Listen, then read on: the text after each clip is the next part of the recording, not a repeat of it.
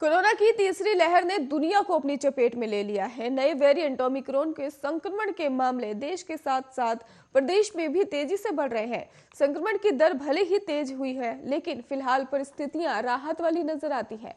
राहत वाली बात यह है कि इस वायरस का संक्रमण फेफड़ों का ही असर नहीं डाल रहा, बल्कि जैसा कि दूसरे फेज में हुआ था। यही वजह है कि कोरोना की दूसरी लहर की तुलना में भी इस बार कोरोना हॉटस्पॉट इंदौर से सीटी स्कैन कर परसेंट भी नहीं हो रहा।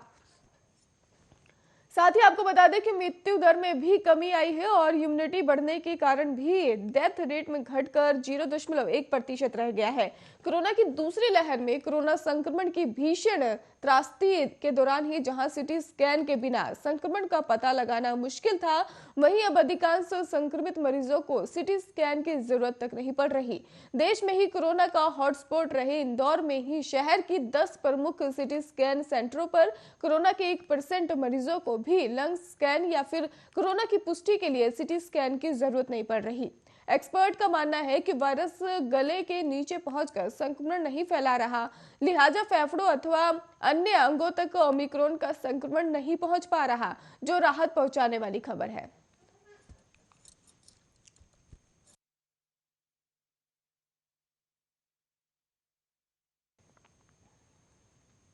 रायगढ़ में कोरोना विस्फोट, एक ही दिन में 940 नए मामले सामने आने लगे हैं। आपको बता दें कि जिले में ही दिन में ही 2520 लोगों ने कराया था टेस्ट, कोरोना जांच करवाई थी उन्होंने, जिसमें सामने आई पॉजिटिविटी मरीजों की संख्या लगातार बढ़ी है और इसी के साथ ही एक्टिव मरीजों की संख्या पहुंच चुकी है 3789 के पार ही पहुंच चुकी है। आपको बता दें कि छत्तीसगढ़ में ही कोरोना का कहर फिलहाल जारी है और शुक्रवार को ही प्रदेश में 6153 नए मामले सामने आए थे और जिसमें रायपुर में ही सबसे ज्यादा 1849 संक्रमितों की पुष्टि हुई है।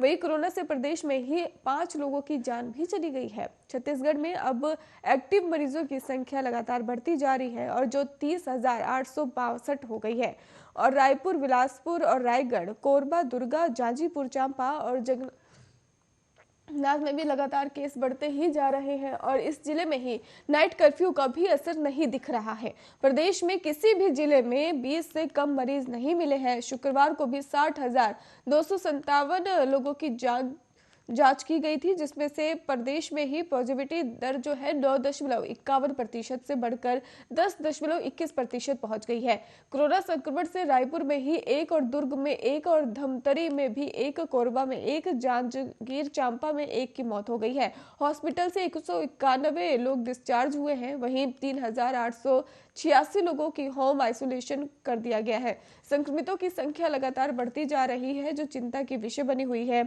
और इधर सीएम भूपेश बघेल ने भी प्रदेशवासियों से कहा है कि कोरोना से बचाव के लिए जारी गाइडलाइन का पालन करें और सावधानी बरतें।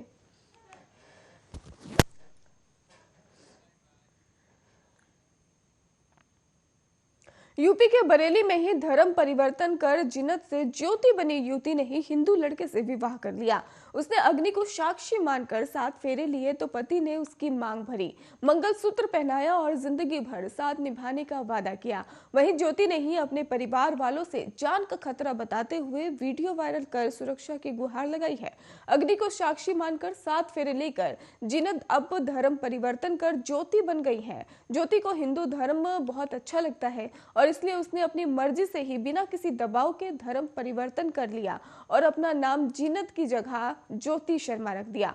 और ज्योति कैट के ही गरीबपुरा गांव की निवासी है और अपने ही पड़ोस में रहने वाले सचिन शर्मा से वो बचपन से मोहब्बत करती थी। दोनों ने अपने परिवार वालों को अपनी प्रेम कहानी बताई, लेकिन दोनों का धर्म अलग होने की वजह से परिवार वालों ने शादी से इनकार कर दिया। ज्योति सचिन के साथ बहुत खुश है, लेकिन उसकी खुशी परिवार वालों को अच्छी नहीं लग रही। वे नहीं चाहते कि सचिन और ज्योति एक साथ रहे। जिन्नत उर्फ ज्योति के परिवार वालों ने ही सचिन के खिलाफ कैंट थाने में उसके अपहरण का मामला दर्ज करवा दिया है और वहीं पुलिस ने लड़की को बरामद कर लिया है और अब पुलिस उसका मेडिकल करवाकर कोर्ट में बयान करवाएगी। सचिन का कहना है कि वो ज्योति को बहुत खुश रखेगा और हमेशा उसका साथ देगा। ज्योति और सचिन का विवाह कराने वाले पंडित के शंकरधार का कहना है कि इन दोनों की जान को खतरा है।